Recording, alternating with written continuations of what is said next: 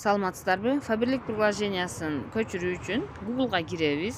Google'га кирип, Google'га Фаберлик приложение деп жазабыз. Жазганыбыздан кийин поискка киребиз. Киргенде бизге мындай болгон мобильное приложение Фаберлик деген ачылат. Ушул жерди басабыз.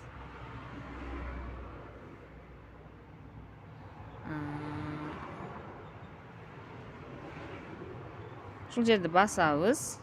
Басканыбыздан кийин мына жака түшсөк, бул жерде бизге прямое скачивание деген чыгат.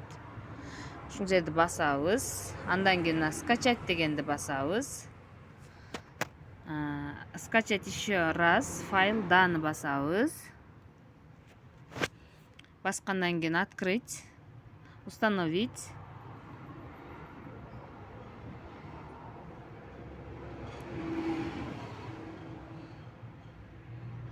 Бир аз күтүп турабыз.